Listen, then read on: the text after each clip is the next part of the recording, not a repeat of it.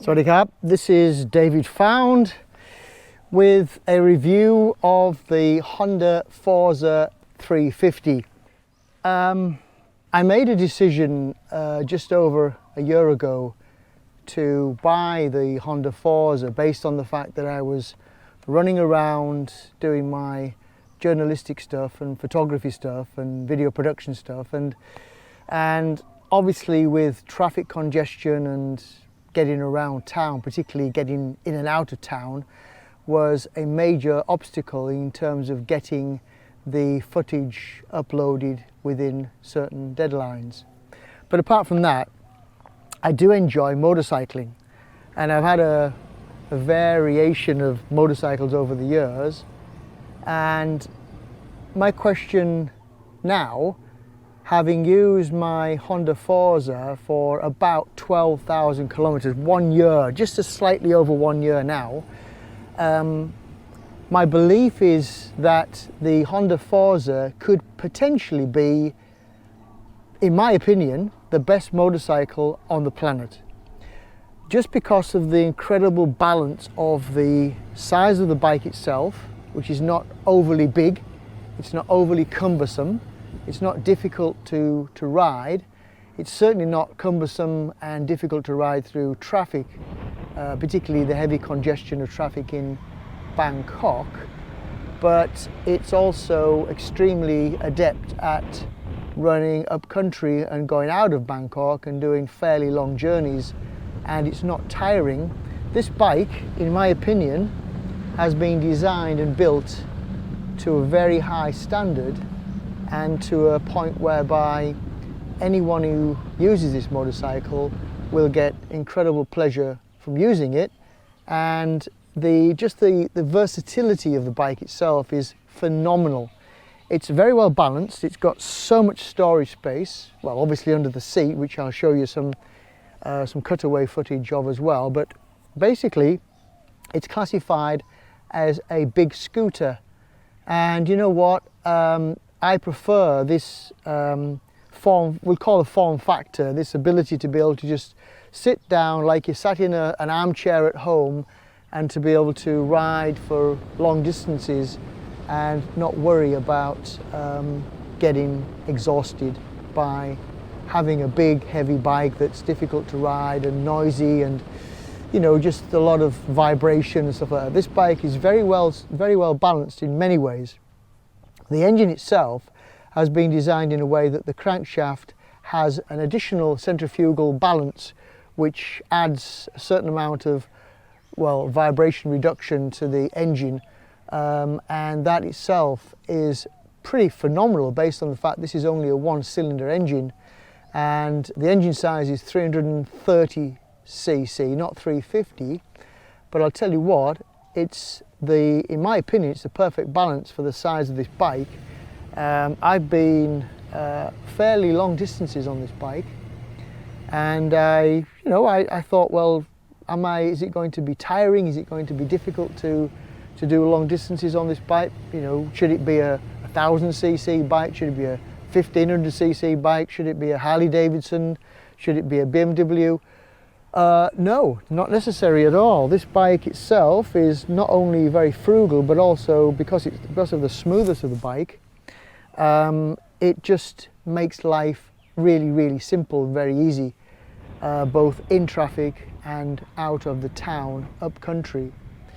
Overall, I'm extremely impressed. Are there faults with the Honda Forza?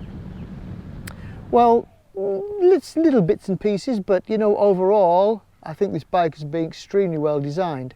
One thing that I don't find anybody actually be able to answer is an issue if you're running along at, say, 45 to 55 kilometers an hour, and you have a bit of weight on the back, and if you remove, which you shouldn't be doing anyway, you shouldn't be removing your hands from the handlebars, but if you do sort of release the handlebars, you get substantial wheel wobble, and I don't know anybody that's found a solution to that apart from holding onto the handlebars. So you couldn't do some sort of stunt whereby, you know, you want to stand up on your bike or, you know, go hands-free Essentially, I don't think this bike is capable of that because it does shake around quite a lot when you release the handlebars.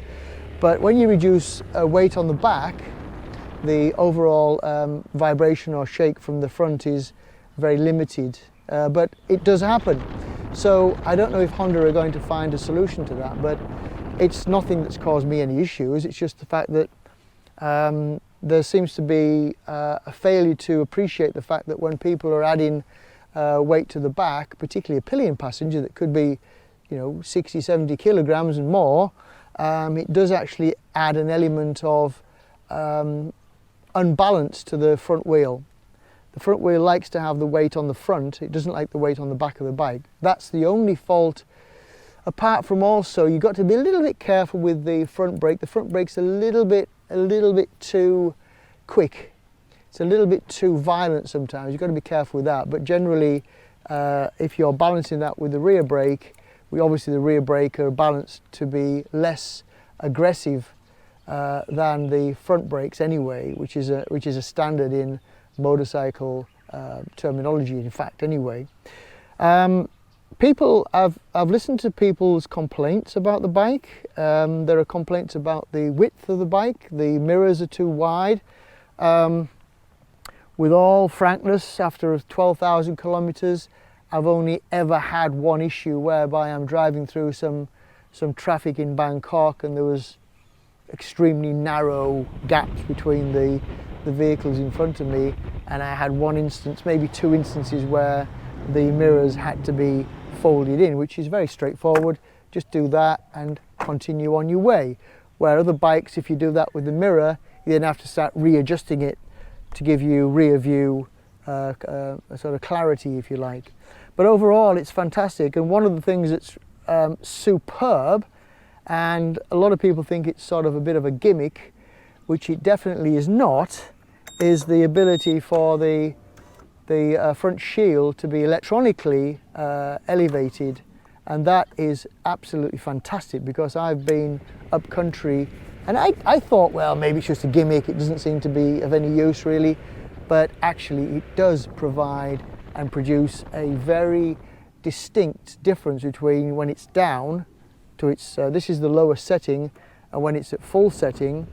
I never go full setting. Full setting I find a bit too high, but when you go up to about sort of 95% or something like that, and what tends to happen is that the wind stream ends up being pushed around your back, so you end up with like this sort of wind stream where the circulation then becomes circulated to the back, and that tends to give a bit of a push forward.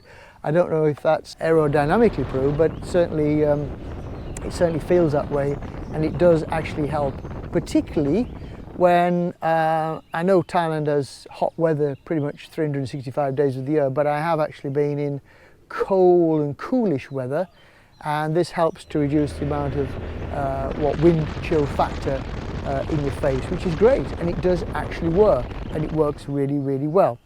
The brakes overall are fantastic. The gear changer, which of course is CVT, which is constant variable transmission, meaning that it's driven by a belt.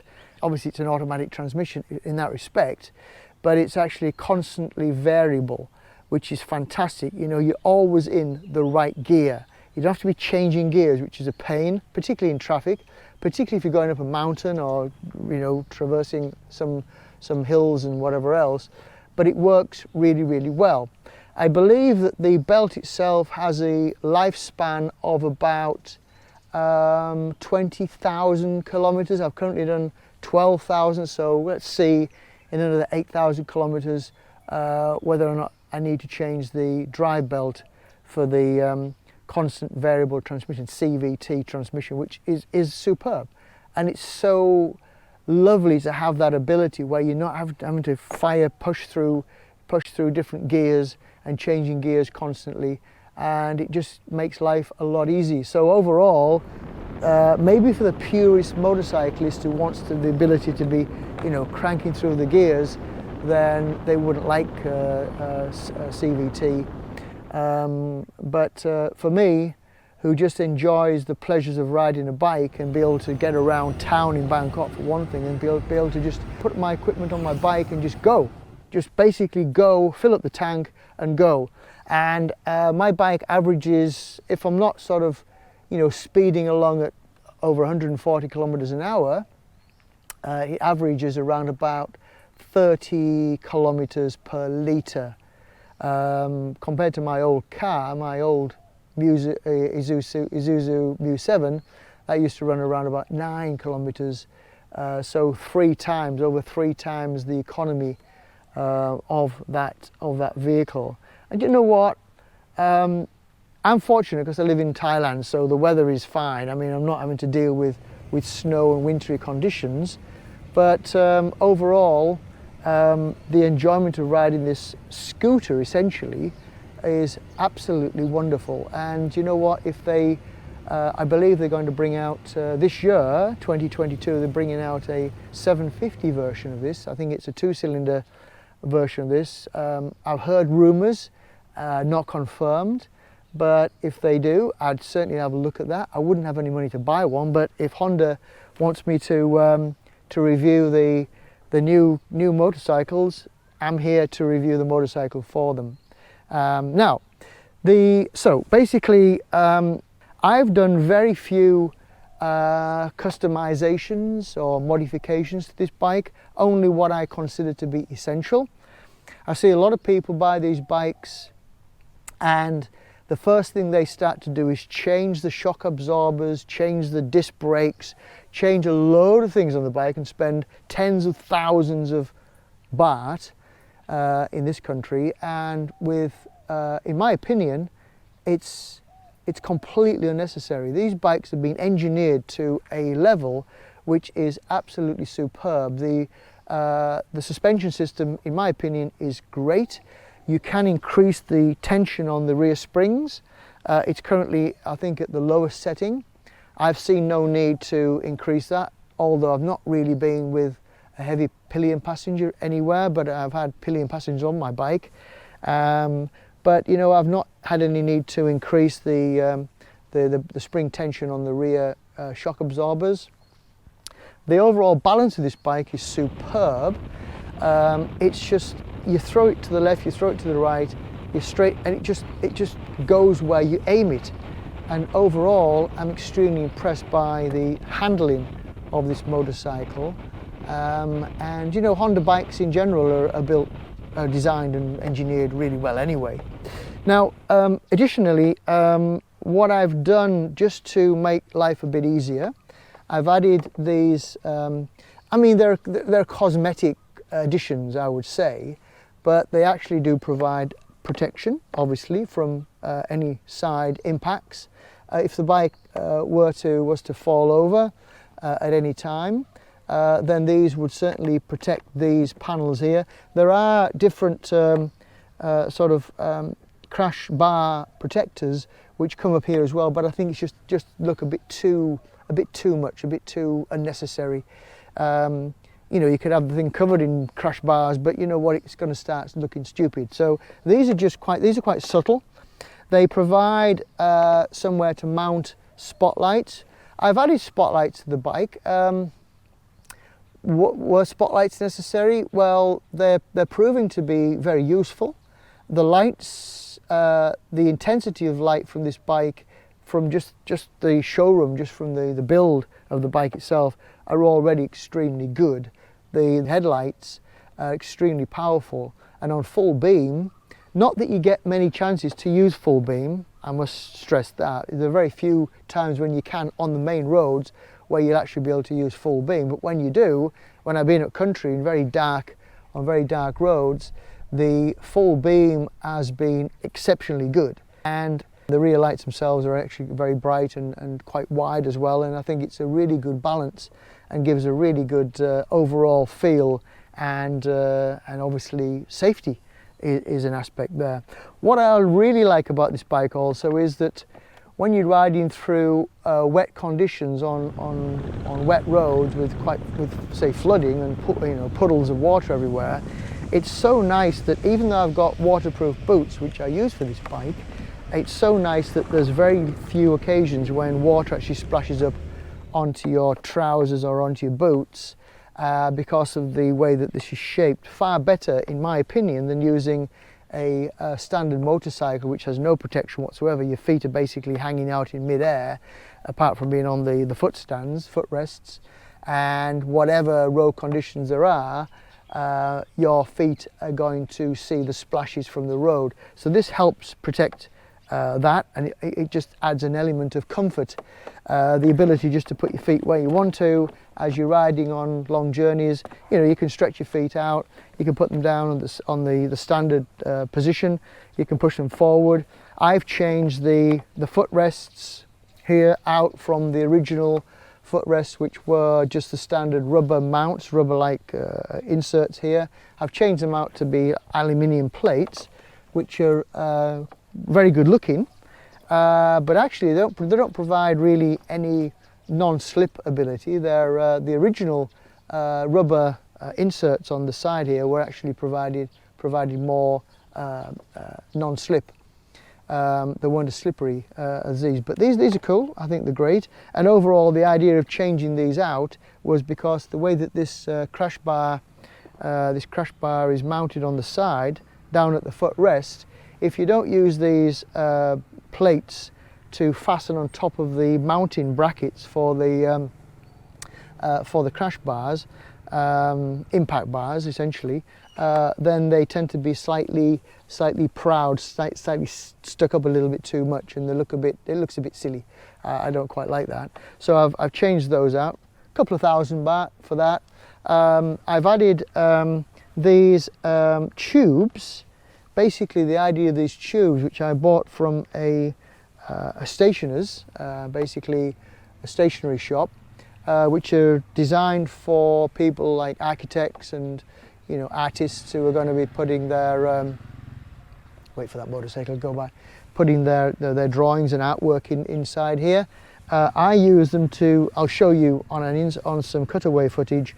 I use these because I do run around doing photography work, and that means having things like monopods and a boom pole for a microphone and various stuff like that, you know, light stands, tripods, whatever else. And they can actually fit. These are the largest design tubes or sort of picture tubes you can buy at the local stationery shops here in Bangkok, B2S I think it was.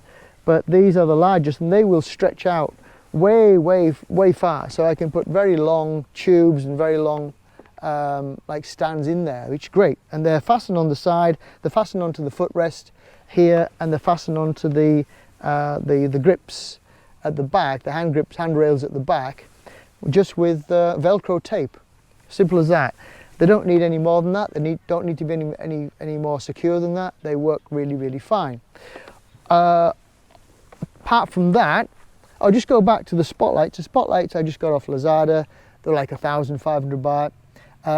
Now I had the spotlights fitted because I couldn't be bothered taking all, because it's an enormous job.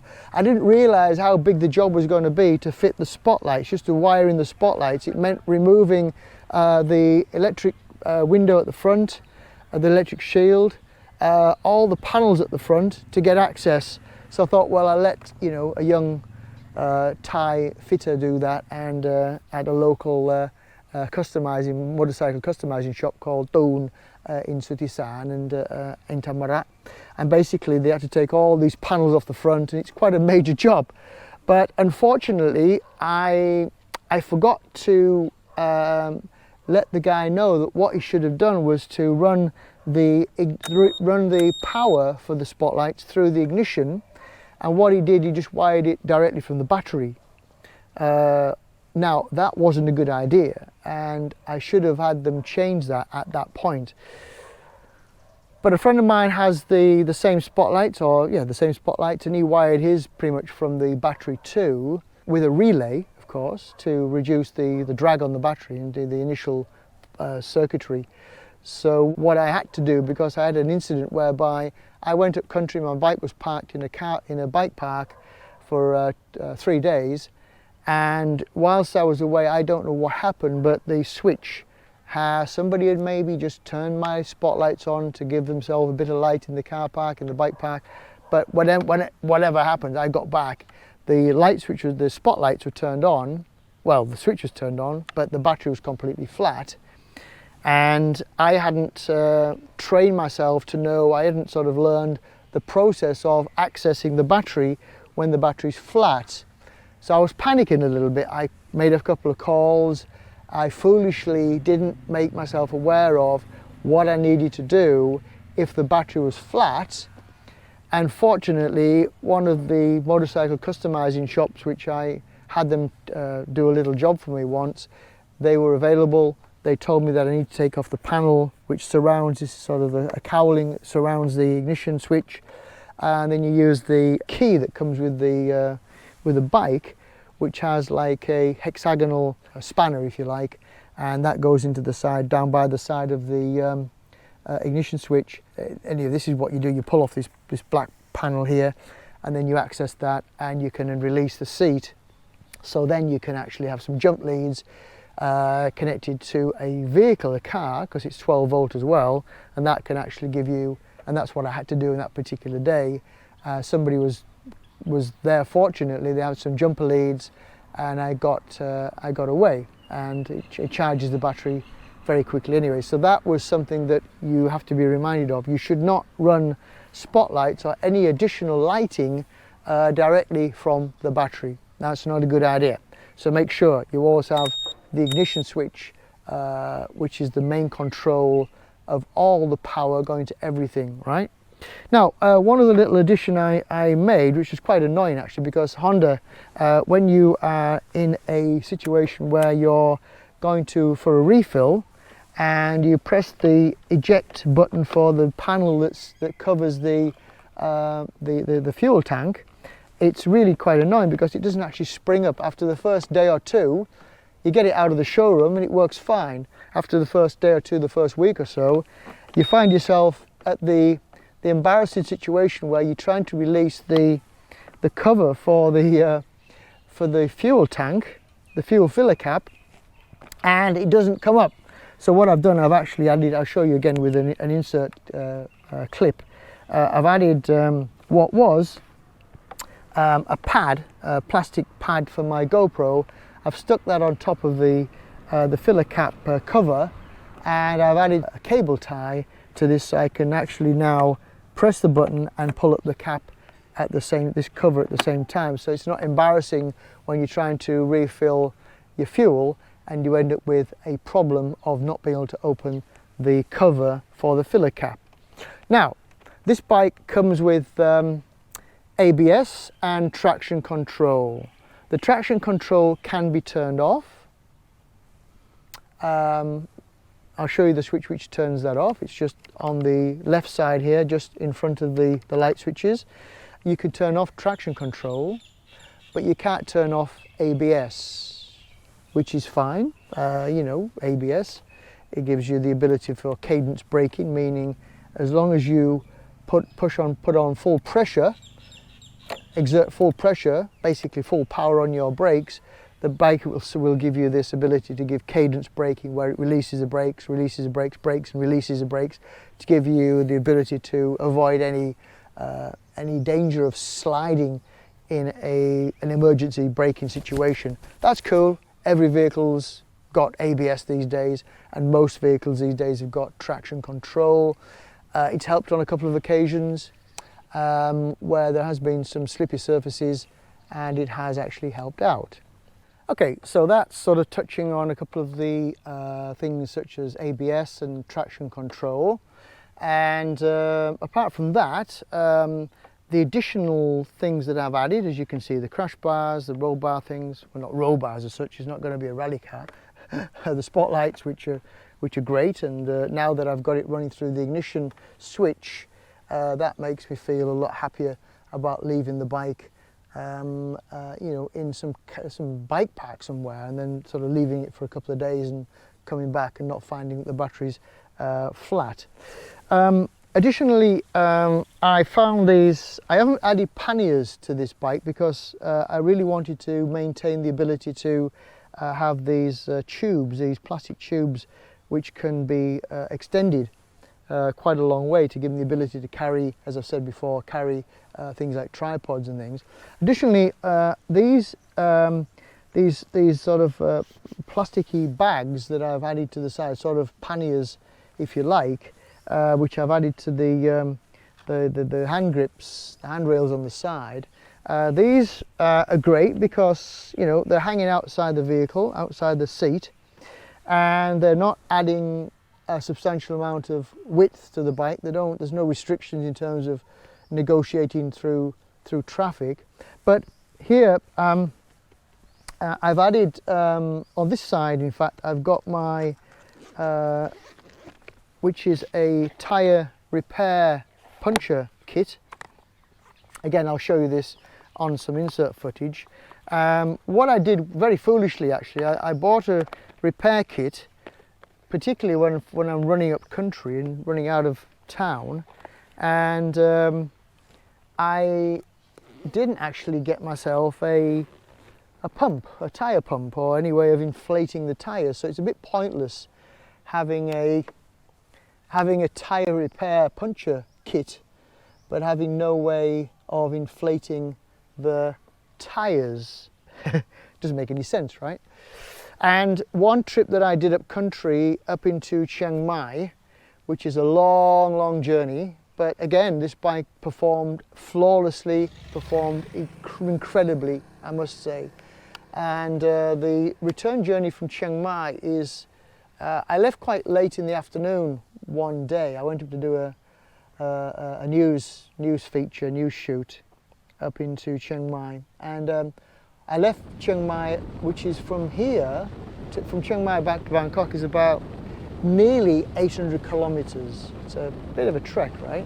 It's about a 10-11 hour journey, and I thought of the chance of me actually riding in one trip back to Bangkok, and I was going to give it a try.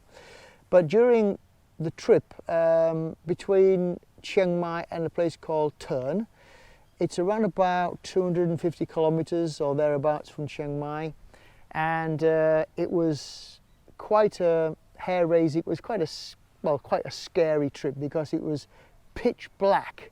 You're driving through mountain regions, and you're driving on country roads, which are quite, well, not country roads like really narrow. I mean, obviously there's still dual lane carriageways, but it's quite a scary moment because, you know, you're in very remote areas where there's no local communities, no local towns, no villages, nothing. It's just pitch black.